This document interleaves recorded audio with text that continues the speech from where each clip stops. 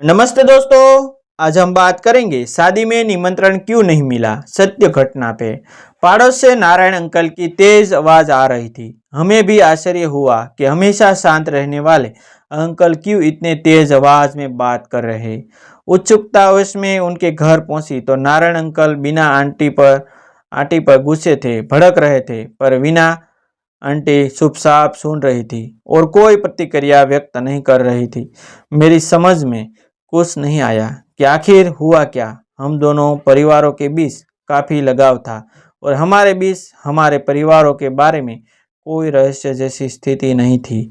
हम लोग इस मोहल्ले में पिछले 10-15 सालों से एक साथ ही परिवार की तरह रह रहे हैं और हमेशा एक दूसरे के सुख दुख में एक साथ खड़े रहते हैं।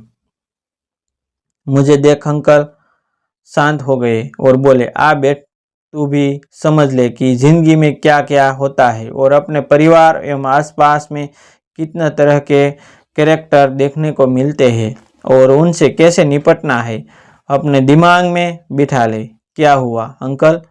तब आंटी बोली, बेटा, मेरी बहन की बेटी भांजी का विवाह अगले महीने होने वाला है और अभी तक तुम्हारे अंकल को हमारे जीजाजी की तरफ से कोई औपचारिक निमंत्रण नहीं मिला, जबकि मेरी सभी बहनों के घर जाकर उन लोगों ने निमंत्रण पत्र स्वयं देकर आमंत्रित किया है।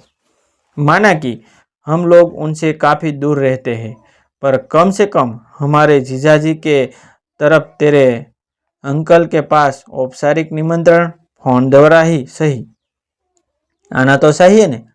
अंकल शांति से आंटी की बातें सुन रहे थे और फिर वो बोले, बेटा, कुछ परिवारों में लोगों को उनकी हैसियत के हिसाब से सम्मान दिया जाता है। जिनके पास धन दौलत बहुत है, जिनके पास कार है, सोना चांदी है, उनको बड़े सम्मान की नज़र से देखा जाता है। हमारे साउथ में सबसे पहले यही देखा जाता है कि अगला कितना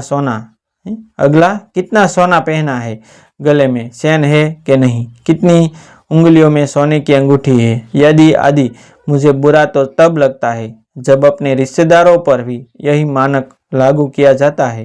अंकल थोड़ा सांस लेकर फिर बोले, और तुम्हारे आंटी की बहन कभी भी अपनी पत्नी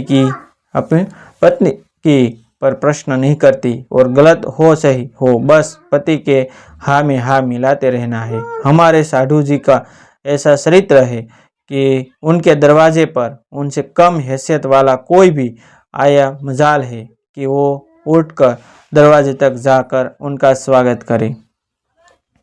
मैंने तुम्हारी आंटी से इस बारे में बात भी की, पर उनकी दीदी का कहना है ये तो उनकी आदत है, पर मेरी समझ में यह बात आज तक नहीं आया कि किसी की आदत आंग तुक के हैसियत के हिसाब से कैसे बदलती है। मैंने स्वयं देखा है कि जब कोई ऋषि उसी हैसियत वाला आता है तो यही आदमी दौड़कर दरवाजे पर उनका स्वागत करता है। तुम्हारी आंटी और मेरी एक आदत है कि हमारी हमेशा यदि कोशिश रहती है कि हमारे कारण किसी को कोई परेशानी न हो और हमारे कारण न ही कोई धर्म संकट में पड़े। इसलिए जब भी हम उस शहर में जाना होता है तो पहले से उनको खबर कर देते हैं कि हम फला तारीख को वहाँ आ रहे हैं, और कई बार कुछ न कुछ कारण बताकर हमें न आने का संदेश भी दिया गया है और हमने उसी शहर में होटलों में रुककर अपने मेडिकल चेकअप वगैरह निपटाया है और ये बात उन तक पहुंचने पर भी उनको कोई अफसोस नहीं होता। कभी कभी लगता है कि आज इंसान कितना प्रैक्टिकल हो गया है कि वह किसी के लिए कोई एडजस्टमेंट करने को तैयार नहीं होता, और हम आज भी मन ही की मानते हैं, किसी को न कहने की हिम्मत नहीं कर पाते, भले ही हमें किसी भी तरह का एडजस्टमेंट करना पड़े। बेटा, तुम खुद भी देख लोगी कि हम लोग किसी मेहमान के आने पर किस तरह दौड़ घूमकर उनके लिए आरामदायक व्यवस्था करते हैं। भले ही मुझे कई बार कंपनी गेस्ट हाउस में तक सोना पड़ा, अपनों के इसी व्यवहार इसी व्यवहार और सोच के चलते तुम्हारी आंटी उनके माता पिता के गुजरने के बाद आज इस स्थिति में नहीं है कि किसी बहन के यहाँ जाकर कुछ दिन हक से रह सके, और न ही कोई इस तरह का प्रस्ताव देता है, जबकि हमारे दरवाजे सबके लिए हमेशा खुले रहते हैं और कोई भी आने के पहले बताना भी ज़रूरी नहीं समझता। मैं सोचने लगी कि क्या किसी परिवार में इस तरह की मानसिकता भी होती है। और फिर हमारे परिवार में देखें तो 3 भाइयों में मेरी पापा ही छोटे हैं और एक छोटे से सरकारी कर्मचारी होने के नाते हम अपने आप को मध्यम वर्गीय भी नहीं कह सकते, जबकि हमारे दोनों ताऊजी बड़े पदों पर है, उनके खुद के अपने घर है और हम लोगों तो कंपनी के क्वार्टर में रहते हैं। तब भी हम लोग को कभी यह एहसास नहीं होने दिया कि हमारी हैसियत उनसे काफ़ी दम है। और शायद रिश्तों की यही पहचान होती है कि रिश्ते पर हैसियत भारी पड़ता है।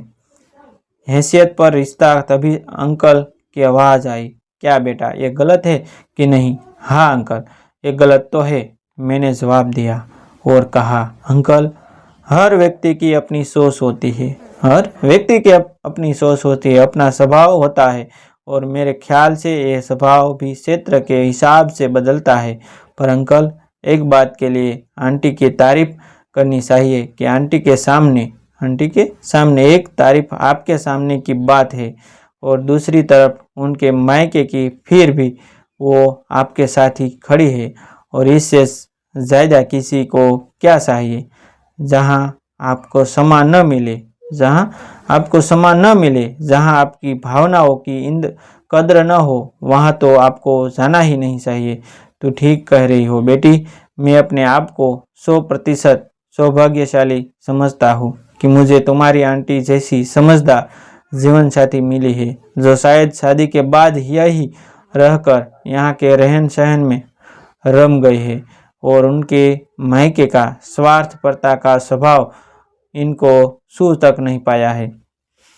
ये सुनकर आंटी के चेहरे पर पूर्ण संतुष्टि के भाव उभर आए और बोली, मुझे अपने मध्यम वर्गीय होने का कभी दुख नहीं हुआ और न मैंने अपने बहनों और भाइयों से कुछ उम्मीद ही रखी है। मैं अपने माता पिता से कुछ नहीं मांग तो बहन भाइयों से क्या मांगती और न ही कुछ मांगना चाहती हूँ। अगर खुदा न खास्ता ऐसी ज़रूरत भी आना पड़ी तो अपने दोस्तों और तुम जैसे पड़ोसी के सामने हाथ फैला सकती हूँ, पर मायके वालों के सामने कभी नहीं। आंटी के मुंह से निकलने वाले एक एक शब्द जीवन के यथार्थ को स्पष्ट रूप से मैं रेखांकित कराता हुआ लगा और जो ढूंढ विश्वास उनमें दिखा तो काबिले तारीफ लगा। तभी अंकल बोले, एक बात दिमाग में बिठा लो बेटा, एक सच्चा और तुमको समझने वाले जीवन साथी की कीमत किसी भी दौलत से बहुत ऊपर है। मैं भी सोचने लगी कि सही बात है, हम एक जीवन साथी में देखते हैं कि वो पढ़ा लिखा हो, अच्छे पद पर हो, अच्छा घर हो, बहुत सा धन हो, पर कभी यह नहीं सोचती कि वो एक सच्चा और अच्छा इंसान हो। दोस्तों ऐसी नई कहानी सुनने के लिए और देखने के लिए हमारे चैनल आप सब्सक्राइब कर लीजिए, जो आपको जीवन में कुछ नया करने के लिए हमारा चैनल आपको अवश्य प्रेरित करता रहेगा। तब तक बने रहिए हमारे चैनल के साथ। थैंक यू दोस्तों, मिलते हैं एक नई वीडियो के साथ, एक नई स्टोरी के साथ। तब तक बने रहिए।